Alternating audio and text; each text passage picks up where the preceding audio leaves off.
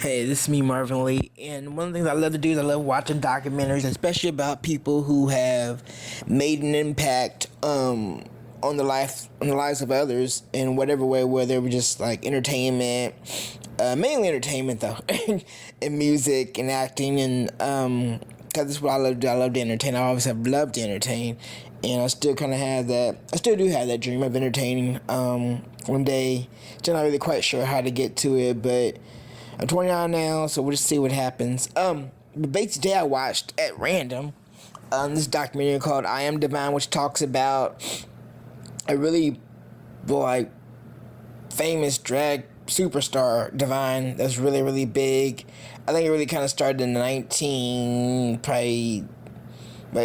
70s through the 80s. She was in Hairspray, the original Hairspray movie with Ricky Lake, and she did a couple other movies that were really well known. Her and John Waters, had done a lot of different movies, mainly known for his more famous movies in the 80s.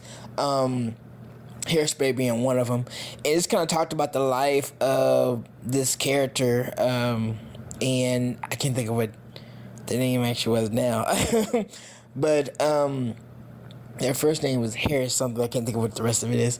But basically, just it followed their life from the time they grew up, and basically how when they were growing up, they were already kind of effeminate. Growing up in school was really bad for them because they got beat up every day after school just for being different and trying to fit in, but just not being convincing at all. And then eventually he runs into a whole new crowd of people that are drags, that do drag shows, and eventually he decides to kind of like make fun of that in his own way, and he becomes one, and he doesn't take it so seriously, and and it just kind of catches on. Before you know it, he's making these movies, and then after making the movies, he's recording albums, in this character, and just doing a lot of different things to promote this character and to keep money coming in as well. And it became this really, really big thing. And now he's like this really big icon, known throughout the gay world, basically. And I think also as part of the reason what inspired Ursula on the Little Mermaid movie as well, when I remember reading. And so just kind of watching that and seeing how it kind of started from something really small and just became something really, really big. And one thing I've noticed too is that people that become really, really big like this generally have people that help them along the way. They don't really just kind of do this all on their own. They kind of there are people in their life that just kind of step into their life to help transition them to the next phase, or for them to be what they're eventually going to become to be, which are these big stars. And so that's something to kind of take note of. It just was very interesting to me to kind of watch. I never would normally consider to sit down and watch it because I don't really follow the careers of drag queen just normally, but just kind of caught my eyes. I'll go and watch. It's only an hour and a half. I'll watch it, and then after I'm done, I'll probably go eat something.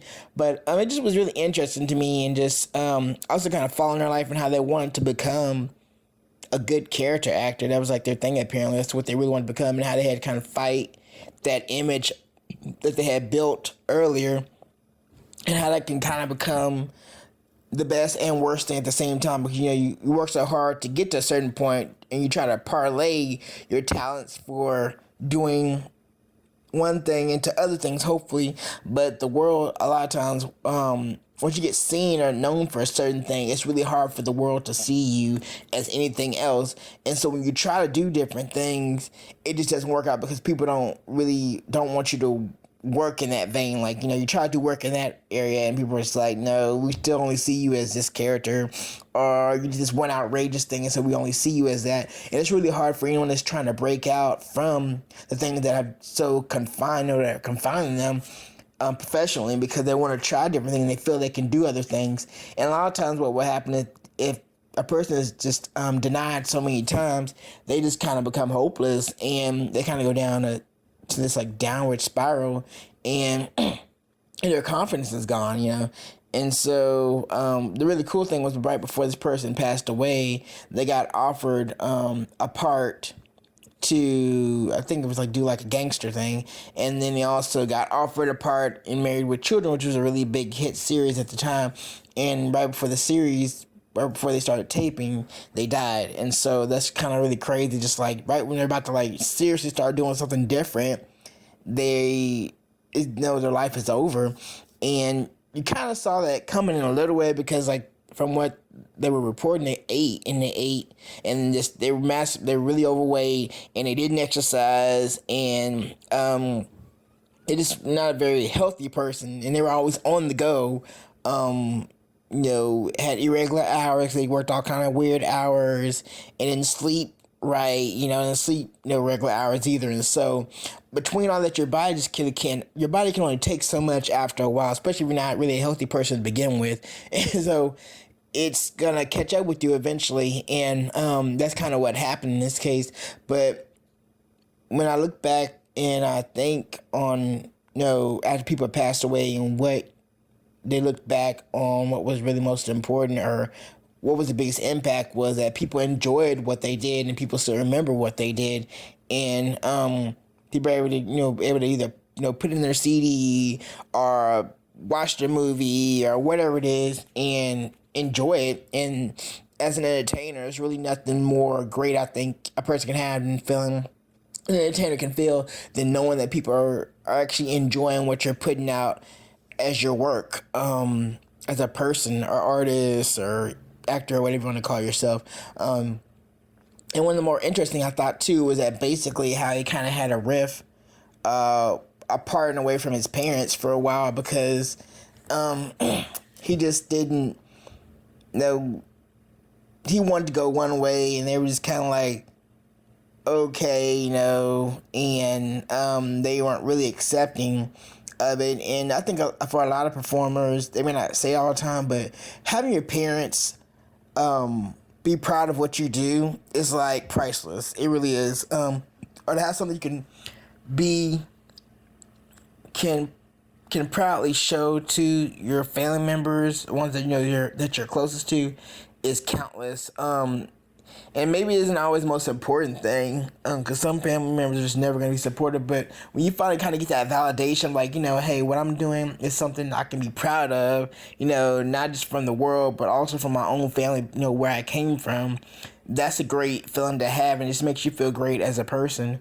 And so, and eventually, his parents just kind of came to terms with, Divine and that character, and they saw, he was doing something he enjoyed, and he was being successful with it, and and they were just kind of got behind him after a while.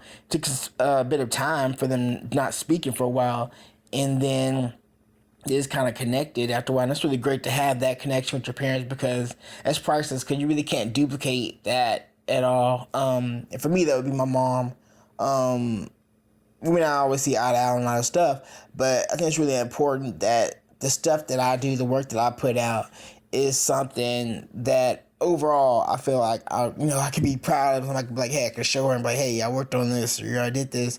And it really means a lot when they give their opinions or what they think about something, to try to help you, do your best work. And that's kind of what I want to say about that. But yeah, it was very interesting. I found some common ground in that, with this person basically trying to be successful, but at the same time trying to do things and having their own little struggles in life that they are trying to overcome.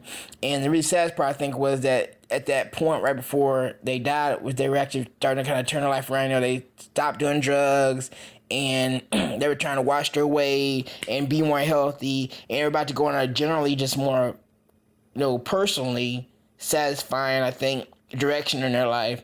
And it just kind of got cut too short, and it was kind of one of the cases where it was just really kind of just too late to really make. I guess it was and it wasn't. It wasn't because, anytime to try to aim to be healthy is great. As long as you're still alive, you generally have a chance to kind of turn things around. But at the same time, it was kind of too late for some of that stuff, because now their body has this worn out, and it just really couldn't take much more.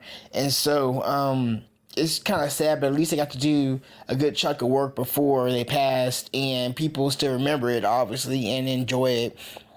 and it makes me kind of want to go back and watch some of their work now as well. I couldn't maybe watch all of it, but it's kind of interesting to see, what something was at a different time when I wasn't around, and how the world was so different back then versus what it is now. And so this is me, Marvin Ling, and the documentary of Divine.